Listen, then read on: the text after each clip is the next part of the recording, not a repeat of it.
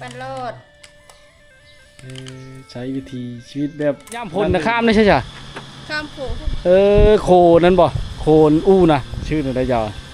เขียว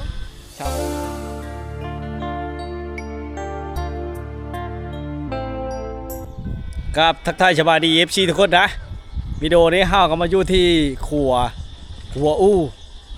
สะพานข้ามแม่น้ำเสน้อยที่บ้านระยมเมืองวิลาบุรีเคยชนะเขตท่านผู้ชมนำเอาเรื่องเล่าและภาพบรรยากาศภายในบ้านเขาเจ้าเนาะมาให้พ่อแม่พี่น้องในบ้านติดตามเขาชมมื้อก้อนเข้าไปแต่พระเสน้อยพระนั้นนะวันนี้เข้ากับข้ามมาพระเลยพี่น้องนะข้ามมาพระนี้นะทิ้งที่ประทับอกทับจือหมู่บ้านนี้เป็นหมู่บ้านหนึ่งที่อยู่ในชนบทห่างไกลซอกลีกเป็นชนเผ่าผู้ไทยแล้วก็มีแม่น้ำเสน้อยนี่ใสงามเย็นพี่น้องเฮิ่นเขาอยู่ไกลนี่เขาเจ้าจะเอาใดลงไปปุ้มน้ำขึ้นไปใส่ล้างถ้วยล้างจานนี่อย่างต่างๆโคกินพี่น้องไปหมู่บ้านนี่ก็กว้างนะพี่น้องเป็นหมู่บ้านเก่าแก่ดั้งเดิมตะกี้ชนเผ่าผู้ไทยถึงเอิ้นว่าหน้าย่มเนาะผู้เลิกเคยมาเคยเบิ่งเคยเที่ยวชมหมู่บ้านแห่งนี้พี่น้องเป็นหมู่บ้านที่อุดมสมบูรณ์นะข้างทิศเหนือทิศใต้นี่จะมีทุ่งหน้าอ้อมล้อมเขางามเขาขาวสาวงามสาวผู้ไทยพี่น้องเป็ดเขาเจ้านี่ลงร้อยลิ้นเลยนะบางคนเขากระคังพี่น้องเป็นแม่น้ำที่มีหินมีอย่างนี้ปูปลาหน้าน้ำลอยลิ้นแบบสบายนะนี่แหละคือบรรยากาศในแถวตะพังซี่นี่ก็ส่วนใหญ่จะเป็นศูนย์เขาเจ้านะเขาเจ้าปูมน้ำขึ้นมาหดปุไว้กินเพราะว่ามันอยู่ไก่พี่น้องอยู่ไก่แต่ตลาดตะลี่เขาเจ้ากับปุไว้กินเองได้โคนี่ก็คือชีลายฟ้าลาปีและโคอู้นี่ก็ป้ามามีเขาเจ้าดกขนาดทุกคนบูว่ามามีหนังหรือว่ามามีพายเนาะนี่เนาะมามีพายหรือมามีหนังพี่น้องคอมเมนต์เข้ามาได้ผู้เลือกหูจักกระบอกกันแน่เนาะแต่ปี2005-2006เพิ่งก่อสร้างโคนี่บ่โอ้ได้หลายปีเลยเนาะหลายปีแล้วพี่น้องแต่2005แล้ววะนี่มีป้ายโอ้มี2005-2006รถไถหน้ารถจักรมอเตอร์ไซค์รถทีบไปมาได้สะดวกสบายโคนี่พี่น้องเขาเที่ยวได้ในฮอดฤดูฝนฤดูแล้งไปนี่แหละพี่น้องเลยว่างกันบ้านต่อบ้านเขาข้ามมาเนาะเซลเขาข้ามเขาไตทางพื้นจะเป็นเล็กผสมไม้ได้ทุกคนเลยลายฟ้าลาปีแต่ปี2005-2006เนาะก็สร้าง2 ปีจังได้สำเร็จนะหมู่บ้านหน้ายมนี่เป็นหมู่บ้านที่กว้างพี่น้องกว้างไงลีรับ300 ปลายหลังคาเฮิร์ดเป็นทางแดงธรรมดาเนาะว่าง2 ภาคข้างพี่น้องเลยเห็นหมู่บ้านที่เก่าแก่ค่ะคู่มือนี่กับบ้านเมืองมีการพัฒนามีความเจริญรุ่งเรืองเลยก็เลยบอยมีเลยนะมาบ้านนี่ที่ว่าหลังคามุ่งด้วยเป็นนะพี่น้องเขาฮื้อมาแล้วเพราะว่ามันหลายฟ้าลาปีมันก็มีการเกิดเดาะเริ่มมีเฮิร์ดก้อเลยนะทุกคนนะชัญญาอินเทอร์เน็ตก็ดีนี่เขาเจ้าลิ้นอยู่เล็กน้อยเขาเจ้าเนี่ยโอ้ทั้งนั้นก็ขี่รถไฟฟ้าช่วงนี้น้ำมันแพงอากาศร้อนโอ้ชัญญาณดีเนาะบ้านนี่เนาะ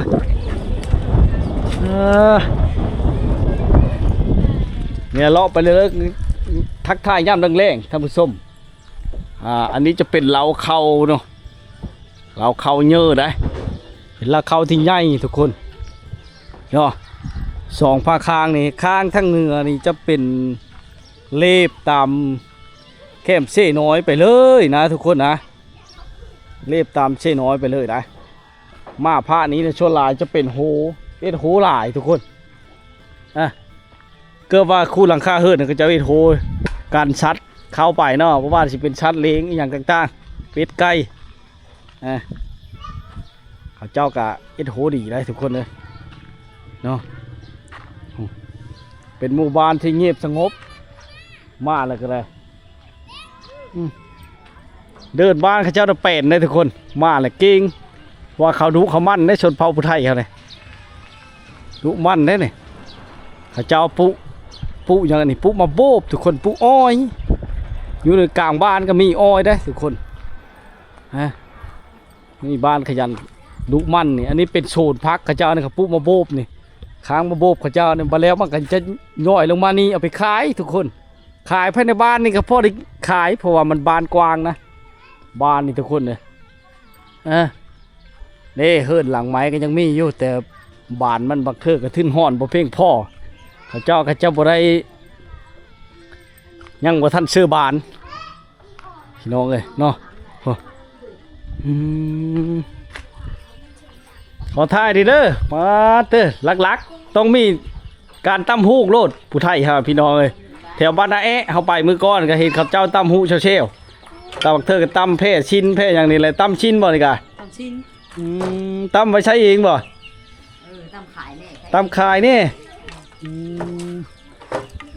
ตอนย่ำเร่งๆนี่แล้วตอนช่วงเที่ยงก็ตั้มบ่ได้มันหอนเนาะช่วงนึกก็ได้สมุนไพรโตนน้ำเชี่ท่วมเลยโอ้เดี๋ยวว่าคู่มือวิถีชีวิตประจำวันได้ดูแรงเนาะดูฝนนี่ประเด็นเนาะเฮ็ดแต่หน้าปีบานเฮานี่เนาะ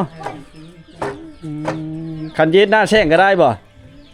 ได้นะเขาปล่อยน้ำมาเฮขันเขาปล่อยน้ำมาเฮอได้เนาะปล่อยมาแต่บรรทัดได้ถึงพี่เฉยเนาะหลายเจ้าในอยู่บ้านเลยบ้านแกไปไรเก็บมาเก็บผักของซื้อแล้วตัวชื่อเขาอยู่เนาะโอ้ยแต่เดินผู้เดินเก้าเดินชิปผู้เข้ามาหาก้อนนะแต่เริ่มเม็ดไม่ไหมเราชื่อจำได้อยู่ทุกคนผู้ไทยคือเดียวเว้ากันง่ายเข้าไปแต่ละบ้านนี่ชนลายจะเห็นหน่อไม้ถุงได้ผู้ไทยฮะนี่พี่น้องเห็ดหน่อไม้ถุงห้อยตุ้ตรงโทนอยู่เขาจะนึ่งหรือต้มอย่างมาเห็ดแบบนี้เลยไว้กินโดนได้นะ2-3 ปีหรือว่าพักโบพักเข้มเขาเจ้าก้นมาแล้วก็ตาแห้งแบบพึ่งไว้มันแห้งคักเลยก็เฮ็ดเป็นจุกไว้นะหรือมัสลี่อย่างต่างๆทุกคนบางเชิงบ่ย่อบ่ป้าโซนทั้งหมดบ่ทั้งหลังนั่นน่ะ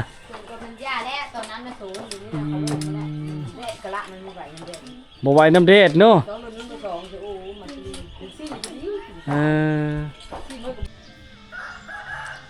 หลังเฮิรนไม้งามทุกคนเนาะแต่ว่ามุ่งกระเบิงเลยนะเป็นทรงไม้ดั้งเดิมแต่ว่าปัจจุบันนี้เริ่มมีเป็นว่ากบอย่างเลยนะมีต้นพร้าวที่เก่าแก่ดกงามพี่น้องลงไปข้างก็จะเป็นซี่เลยนะเล็บตามแม่น้ำเซ่น้อยพี่น้องเนาะเล็บตามแม่น้ำเซ่น้อยเลยนะหมู่บ้านแห่งนี้เนาะช่วงแรกเขาใช้รถไฟฟ้าหลายทุกคนเพราะว่ามันบ่ได้กินน้ำมันนะช่วงนี้น้ำมันแพงทุกคนเอาขี่รถไฟฟ้าไปสะดวกสบายเลยนะบรรยากาศย่ามแรงย่ามเย็นแบบนี้แหละห้างไกลแต่เทศบาลนั้นแขวงสวรรณเขตมากอะโห280-90ผู้แหละประมาณนั้นเลยทุกคนนึกไก่นะอันนี้ก็ได้มาเอ็นงานที่แถวคืนนึงก็ได้มาอัปเดตมาเที่ยวมาชมหมู่บ้านเขาเจ้าเนาะเงียบสงบดีเลยทุกคนถ้าบ่มีงานดองหรือว่างานบุญอย่างต่างๆนะบายดีการหอนเราจะเคียนเลยเนาะเฮ็ดยังนั่นเฮ็ดชาติยังเบสเหล่าคันเบสโอ้เหล่าคันเบสไว้ชื่อย่ามันผลจังน้อยแล้วเนาะเมื่อยเลยกับพอดไข่เบิ้งโทรศัพท์บายดีไม่ใหญ่ไม่ตู้ยังเห็นอยู่บ่ลูกหลานมาเนี่ยเห็นบ่เห็นอยู่เนาะเห็นทำไมมีชื่อคนไปเลยมีชื่อคนแล้วมันน่าเห็นขอให้มีสุขภาพแข็งแรงไปตู้เอ้ยมาเที่ยวชมชนบทบ้านเฮาชนเผ่าผู้ไทยเลาะไปเลยได้พี่น้องเอ้ยมาเทนี้จะสังเกตเห็นเด็กน้อยเขาเจ้าลินนี่ถ้าลงเซ่จากน้อยค่ำๆนี่เฮาจะเห็นเด็กน้อยเขาเจ้าลินน้ำมักหลายๆพี่น้องแต่ละบ้านนี่ ช่วงลายนี่จะเห็นเด็กพ่อแม่เขาเจ้าเนาะหรือว่าอย่างบอกเด็กน้อยเขาเจ้าบ่ให้ลงลิ้นน้ำแต่บ้านนี่โอ้ยสบายเขาชินเคยแหละมียังเคยได้โทรศัพท์หางลิ้นบ่นี่ป้าโธ่อลังการน่ะลิได้โทรศัพท์หางลิ้นบ่น่ะได้ช่างเลยเด็กน้อยเขาเจ้านะพี่น้องเนาะมือก้อนเขาไปพระนั่นโอ้ยบ่ฮอบซ้ำพี่น้องได้แต่บ่ได้ครึ่งเดียวนะมื้อนี้มาข้างพระนี้นะเพราะว่าบ้านนายมเป็นหมู่บ้านที่กว้างพี่น้องกว้างขวางนะเป็นหมู่บ้านเก่าแก่ตะกี้เนาะเฮาได้มาเบิ่งมาส้มมาเห็นคือเห็นเลยแล้วภาพบรรยากาศอันนี้ก็เป็นบ่อนเป็นโซนเป็นอย่างเขาเจ้าแล้วพี่น้องเลย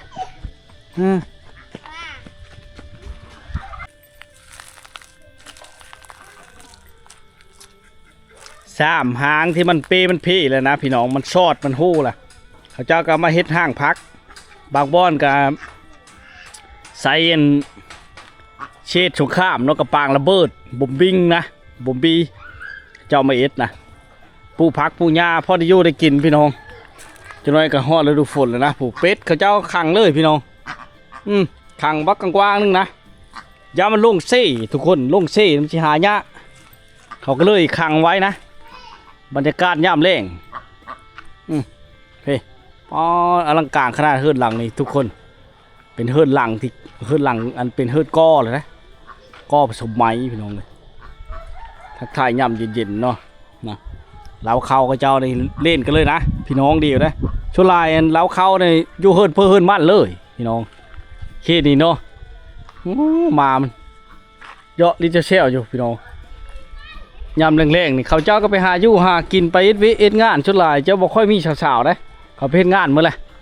ไปเฮ็ดงานมืดพี่น้องเลยหมู่บ้านพ่อผู้ไทยคันนี้เนาะจีนแต่พอลูกพ่อเมียหรือว่าเห็นผู้เฒ่าผู้แก่เขาเจ้านะอยู่เฮือนอยู่ซ่านแต่ว่าเจ้าอ่อนแต่น้ำมันอุดมสมบูรณ์มันคือเสน้อยพี่น้องน้ำใสงามนี่สังเกตว่าเขาเจ้าผู้พักแต่ละเฮือนนี่งามขนาดทุกคนคักอะไรชวนพักเขาเจ้านี่สุดยอดเลย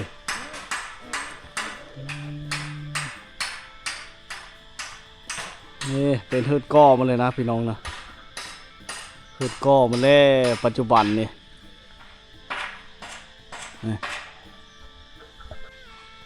เฮือนหลังบักใหญ่นะชุดเผาผู้ไทยให้ไปบ้านเลิกถือว่าสมโคตรพี่น้องลักษณะว่ารับอาเชษฐีในชนบทหมดเลยนะเขตนี้เนาะเฮาได้มาเบิ่งมาชมเขตนี้ถือว่าอลังการได้เฮือนชาติล้านเปเขาเจ้านะเฮ็ดหน้าปีเป็นลักบ้านนี่เขาบ่ค่อยเฮ็ดหน้าแซงทุกคนแต่ว่ายามค่ำๆนี่เฮาได้มาอัปเดตกันย้อนมันอากาศมันเย็นเลยนะทุกคนนะเฮ็ดเธอสะดวกสบายเด้ย่างไปย่างมากก็ได้สบายดีเฮ็ดพี่เลอนี่ใครเบี้ยย่าบ่หากมาแต่หน้าไปจอบไปเกลือเป็ดเกลือไก่บ่ฮะเอากาเป็นต้นเอาไว้จอยก็ฮอดยำปูเลยเนาะปูตำหูพร้อมบ่เนี่ยเอาสิข้าวตำหูนะฮ้อนๆนี่ เมยแล้วมากินน้ำชาวเมยชาวเคนมาแต่หน้าเนาะจอบงูจอบควายเลยเนาะแถวบ้านท่านในย่ามค่ำๆในงูควายเขาก็มาแถวเขียบบ้านนี่เลยเนาะมันมีชิวเข้าบ้านบ่แถวงูบ้านเฮาแถวบ้านน้ำหมูบ้านน้ำดิบมาเต็มอยู่แถวกลางบ้านแถวเขียบบ้านขนาดบักหลายๆกันได้ขี้น้ำมดมันไม่ให้มาขี้มันก็ได้ขายชอบ1,000กระเป๋า1,000บ้านเขาเจ้า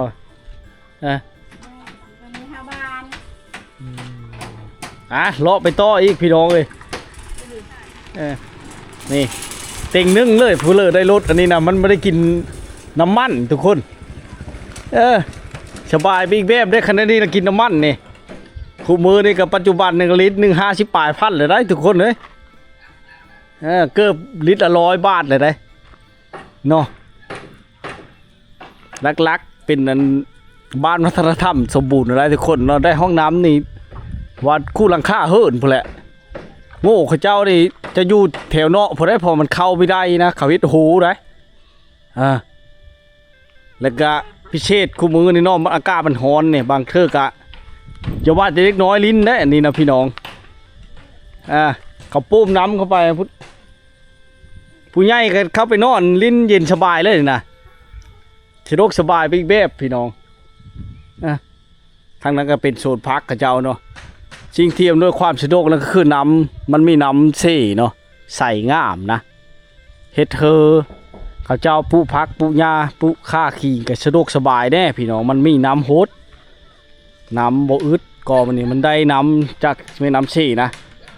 เฮาย่างมันก็ไก่พี่น้องจนชุดล่างนี้เป็นล่างชุดท้ายเลยนะที่เฮามาเนี่ยจะเลาะลงไปทางเตอพวกนี้ทุกคนบ้านนี่กว้างเนาะย่างเกือบว่ามันมือพอแหละคันเธอย่างห่อบ้านเนี่ย มันไก่พี่น้องมันกว้างได้บ้านใน300 ปลายหลังคาพุ่นเนาะนี่แหละคือชนบทเผ่าผู้ไทยนี่จะเป็นหลังคาเฮิรนที่ใหญ่ทุกคนที่เฮาได้เห็นนี่เนาะได้เบิ่งได้ชมสะดวกสบายไปอีกแบบนะในฤดูฝนก็มันจะบ่เปิ้นปานใดได้บ้านนี่ได้สะดวกสบายสะอาดสะอ้างนะเขารักษาความสะอาดดีสังเกตเบิ่งบ่มีกระโปงกระปองบ่มีทุงย่อทุงยางหยังพี่น้องไฟฟ้าก็ได้อินเทอร์เน็ตก็ดีได้บ้านนี่พี่น้องเอ้ยเพิ่นอยากมาเที่ยวชมบ้านนี่ถือว่าสะดวกสบายแล้วก็บ่ไกลจากอันเป็นอย่างห้องเที่ยวบ้านพักไปเลยนะจุดชุมเมืองวัง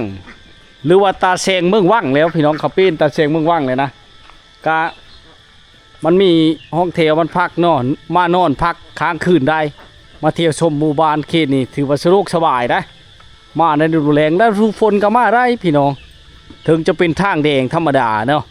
แต่ก็มาได้สะดวกสบายนะพอบ้านเมืองมีการพัฒนาเนาะก็เห็นแล้วชนหลายจะเป็นเฮิรนก้อหลายได้บ้านนี่พี่น้องแล้วก็เป็นเฮิรนหลังเยอะเฮิรนหลังเยอะเลยได้พี่น้องเอ้ย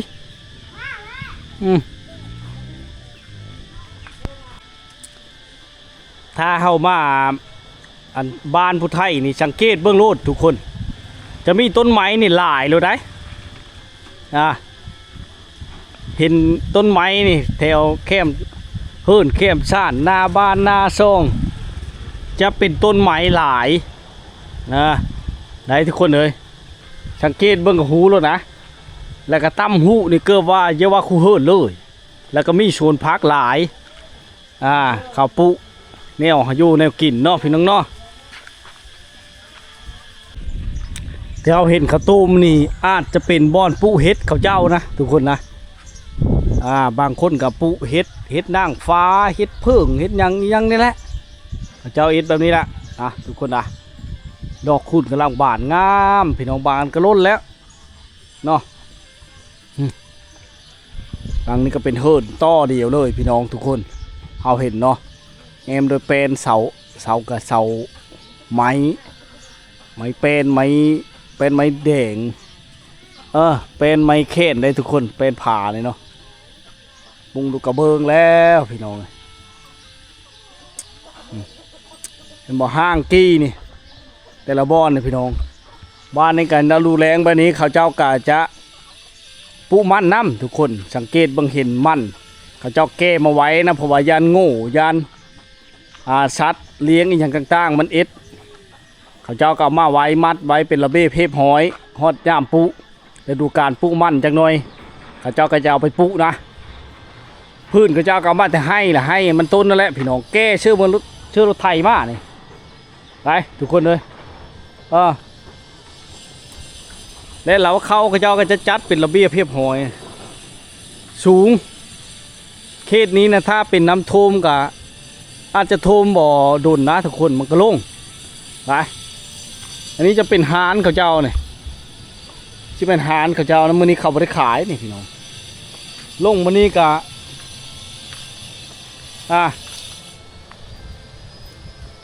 ลงมื้อนี้ก็เป็นเช่ได้ติดกับเช่เลยนะทุกคนนะ ใส่งามเนาะน้ำนี่ใส่เย็นได้แม่น้ำเช่น้อย เป็นสิ่งดำรงชีวิตของชาวผู้ไทยแถวนี้ได้ถ้าผู้อื่นมีเฮิร์นคือนี่ก็สบายบ่ได้ทั้งน้ำเลยเขาเจ้าจะอันนั้นเลยนะทุกคนนะเจ้าน้ำมันขึ้นมาหดพักมาใช้โอ้อาหารลักนั่นนี่พี่น้องบายดีโอ้เอาผักคะผักเน่าเนาะอาหารลักของผู้ไทยเฮาแถวนี้ว่าที่แถวเลอชนหลายยังมีผักคะได้แต่ละบ้านนะพี่น้องบางเทื่อกับคอเดียวก็ได้บ่ได้เมื่อกี้นี้เขาก็มาขอคอกันก็ได้ทุกคนชนบทบ้านเฮาเนาะคอเดียวพอผักคะนี่ค่ะมันเฮาเด็ดเลยมันก็โป้งเลยเนาะผูดล่ามขึ้นหอต้นไม้พอเลยทุกคนเพราะว่าเขากินน้ำมิทันนะโอ้พอเท่านั้นแล้วลงอาบน้ำเชี่เย็นขนาดทุกคนบนยุลุ่มผู้สบายนะพอเลยเฮิร์ดคืนลงอาบน้ำเชี่ใส่เย็นข้าว่าขึ้นไปหูพายนาเตอร์อยู่ชุดผุนแห้งติ๊กเป็นแม่น้ำเชี่น้อยนี่นะพอจะไปฮอดชื่อกันหนาวแล้วทุกคนมันเป็นป่าดงเนาะแรงน้ำจากธรรมชาติเอากระเก็บ2 คนเก็บช่อยเดียวมันเลี้ยวไว้ทุกคนมันได้หลาย ในโจทย์พักแคบชี้เลยนะเฮ้ยบ้านเมืองมีการพัฒนาคู่มือนี่เอ็ดกำแพงเฮ็ดเองเลยว่านี่นะโอ้พ่อบริจางเขาเนาะเฮ็ดเองก็เป็นเฮ็ดกำแพงพอดีแต่บ่มีชั้นเลี้ยงเข้าบ้านนี่เนาะเมื่อแต่เวแต่งานได้เฮ็ดแต่ย่ามแรงแล้วมันอันนั้นเนาะมันเย็นแน่ใครเนี่ยตอนเที่ยงนี่มันฮ้อนกับโจ้แล้วเนาะนี่เล่าเลิกแต่เวทแต่งานมาแล้วกันลุยด้วยการมาลินปูนทุกคนก็กำแพงเฮิรนบริการชัดเลี้ยงอย่างต่างๆคอยเฮ็ดคอยเป็นคอยไปเทเลเล็กเทเลน้อยพี่น้องเลยเลาะไปเลย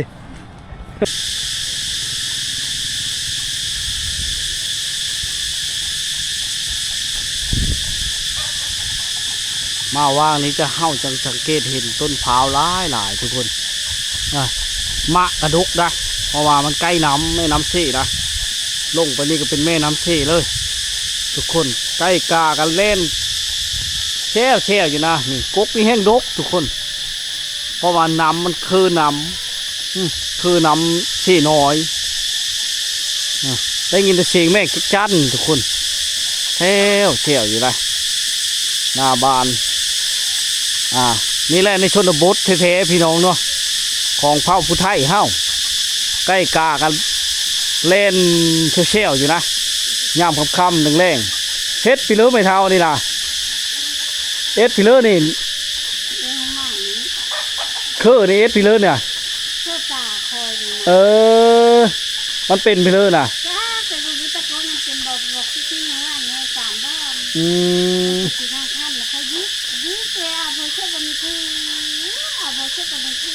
บ่ได้ไปห้องหมอว่าใช่ไหมเท่ามันบ่ดีป่ะ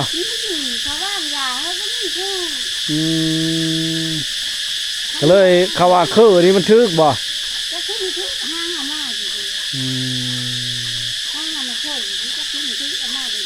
เอามาลองเบิ่งเนาะโอ้จะเท่าเราอันเป็นอย่างในตาเป็นน้องเพลอผู้จักกระบอกไปที่เด้อเนาะ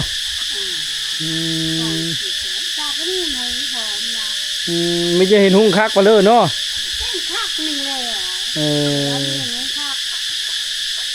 จักมันเป็นนั่นเลยเนาะนั่นแหละบาดสิเป็นนะหายดีไว้ไม่เท่าเลยฟังแต่เสียงไม่จันห้องแช่วอยู่ทักกระดแมงจันห้องแช่วทุกคนเลย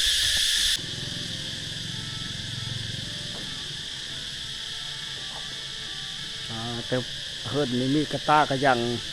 กระชีแม่นเล่าห้อยขายนะทุกคนงามเนาะเฮ็ดโดยติวไม้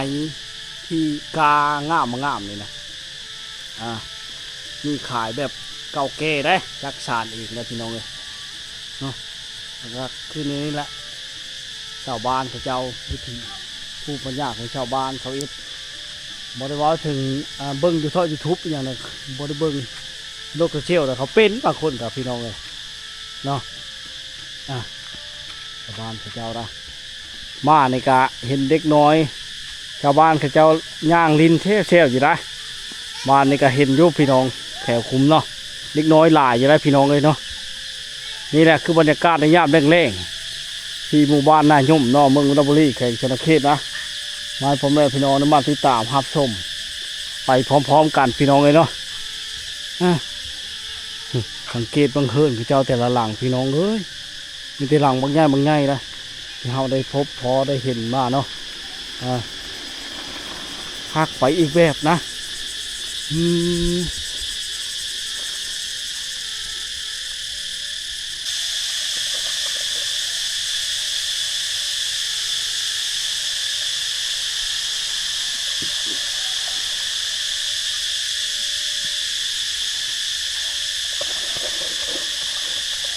ถ้ามีแรงน้ำบ่อนใดสัตว์สาว่าสิ่งกระเชโรคสบายและมนุษย์เฮาชาวบ้านพระเจ้ากระเชโรคสบายพี่น้องใช้น้ำจากธรรมชาติแม่น้ำเชน้อยเนาะ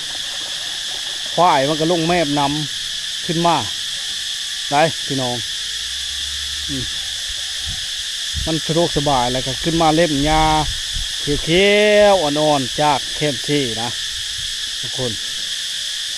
คือดังที่เราเห็นนี่แหละว่าเป็นงัวน้อยควายน้อยสัตว์เลี้ยงอย่างต่างๆมาก็ยังลงแมบน้ำผู้ชมเล่นไล่ยอกกันเชี่ยวๆอยู่ได้พี่น้องเลยได้ที่เราเห็นนี่ควายชาวบ้านเขาเจ้ามันมาเล่มหญ้ากินเชี่ยวอยู่ได้เนาะมีทั้งตัวน้อยตัวเยอะทุกคนควายเนาะบ้านพี่น้องเนี่ยเลยควายแค่เดียวบ่ทุกคนมันกำลังเล่มหญ้ากินเชี่ยวอยู่นะอันนี้ก็เป็นทรายใดเขาเจ้าทั้งหมดนี่พี่น้องเพลอยู่เฮิร์นคือนี่ว่าจะอยู่ผ่านนั้นผ่านนี้นะโอ้มีมะกะเลงข้างในแล้วตัวนี้ควายทึกทุกคน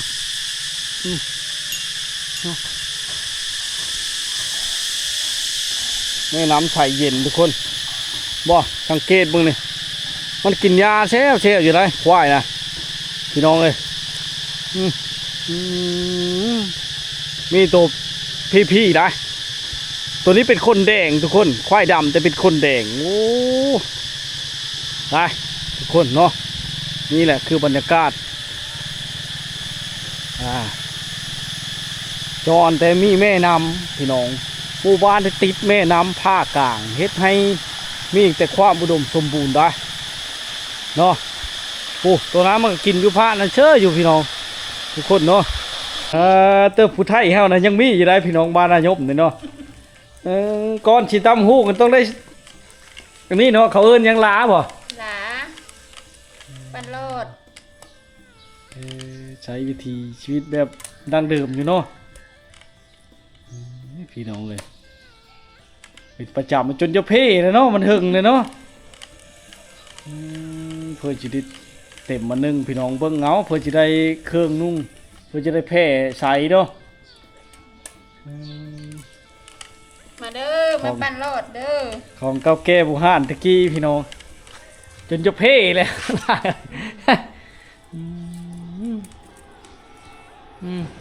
ลายสีเนาะ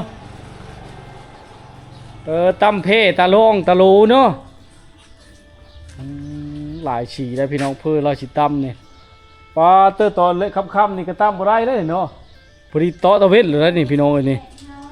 แดดเฮาพอดีแดดเลยทุกคน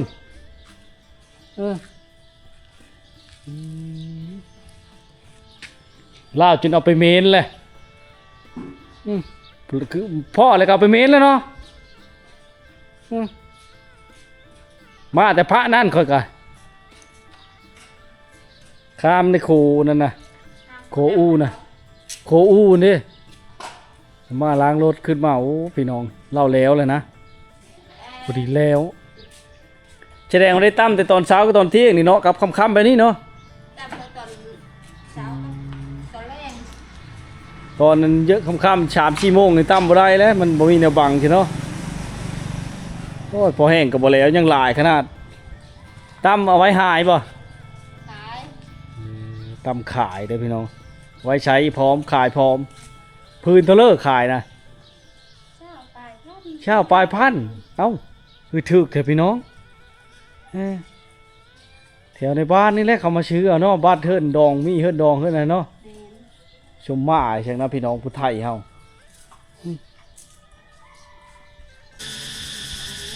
เฮิรนหลังนี้ก็เป็นเฮิรนที่เอ็มโดยเป็นเก้าเก้นะทุกคนเนาะแต่ว่าเป็นแต่หลังคานะเป็นหลังคามุ่งด้วยสังกะสีมาเลยนะวันการยามแรงๆจิจักจ้านก็ยังห้องอยู่นะพี่น้องเอ้ยบกมาเนาะให้พากันได้พี่น้องเส้นทางก็มาฮอดมาถึงห้องน้ำก็อุดมสมบูรณ์นะบ้านนี้แล้วก็ส่วนหลายก็จะปลูกผักหญ้าข้าขีนี่ปลูกกินเองทุกคนนะหมู่บ้านเทศนี้ไงเด็กน้อยเขาเจ้าซ้ำนี่โอ้ยพี่น้องขับรถอันที่ไฟฟ้านี่ได้สะดวกสบายเลยนะเป็นได้พี่น้องเลยเขาชอนเธอดีอยู่เนาะผู้ชาวว่าจะใช้นี่มาหาพี่น้องบ่เฮิรนอยู่นี่จะไปเวะแหละหาดินบ่ได้ไปโฮพายบ่หากเลิกเฮ็ดมาหากเลิกเฮ็ดมาลงเพจจะลงกระชัง โอ้บ่ได้รถที่ไฟฟ้าบ่รถมีเปลืองน้ำมันเลยเนาะเปลืองน้ำมันในรถอันนี้ รถจักรเอา โอ้เขื่อนผู้ชาวเลยนี่พี่น้องหลังบักเยอะทุกคนเขื่อนผู้ไทยเขาในเยอะขนาดหัวเลยผู้ชาวจะไปนั่นบ่น่ะเอามาเลยแม่โอ้ยลากขี้อายนะทุกคนไปแล้วพวกเด้อเขื่อนจะนี่เนาะบัดย่ำพลนะข้ามได้ใช่ไหม ข้ามโขง โคนั่นบ่โคนอู้นะแม่นบอกคู่บ่บ้านเฮาน่ะชื่ออะไรเจ้า เขียว ชาวเขียวโอ้ยังเห็นห้องเลือแหละ มัซี่ ห้องมอซี่จบแล้วก็ไปเฮ็ดวิต่อเลยเนาะบ่ค่อยเห็นผู้สาวได้บ้านเจ้าเนี่ยเขาไปเฮ็ดวิเหมือนบ่ ไปดินมาแล้ว ยังแต่นักเห็นเนาะห้องมอซี่เดี๋ยวเจ้าน้อยก็จบมอปลายแล้วพี่น้องขึ้นชูมอปลายมาเลยเด้อย่าเลยเด้อเอาไปวิจะช้าเราจะไปวิแล้วพี่น้องเลย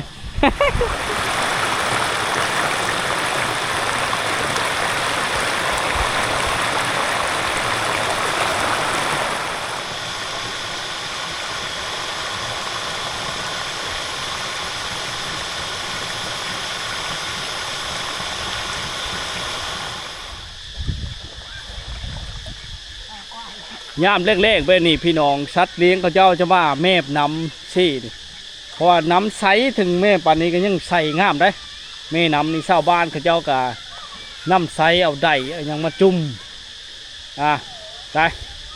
และเลาะขึ้นไปนี่จังหน่อยจะเห็นเด็กน้อยเขาเจ้ามาลินน้ำบ้านนี้นี่ถือว่าเฮามา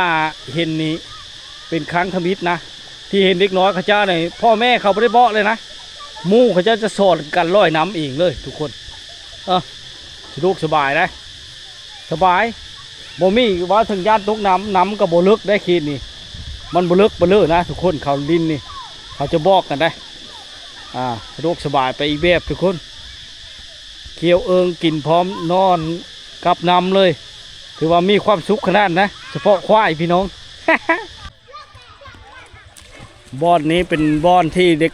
ด็กเขาจะเอามาโฮมนะหลังจากเขาเลิกของมงเห็นมาทุกคนเขาจะมาอาบน้ำในนี้ชาวบ้านเขาเจ้านะและมันก็เป็นน้ำที่บ่ลึกน้ำใสเย็นได้ในแม่น้ำเชน้อยนี่ชาวบ้านเขาเจ้ามาอาบตลอดเด็กเขาเจ้านะหลังจากกันเขาเลิกของมงเห็นอย่างนี้เป็นแม่น้ำใสเย็นแล้วก็มาทดลองลอยน้ำลิ้นอย่างต่างๆนะถือว่าปลอดภัยทุกคนเลยครับความห่วงใยจากผู้ใหญ่โดดน้ำลิ้นเชี่ยวอยู่ทุกคนมีความสุขในว่าเด็กเพื่อเลิกขึ้นฮอดอดีตหรือว่าอยู่ภายในต่างประเทศที่มาเห็นเนาะ แต่ก็บ่สามารถเข้าไปถ่ายถ้ำใกล้ๆได้นะเพราะว่าเนื่องจากยานพิษกฎชุมชนนะเพราะว่าเด็กน้อยเขาจะ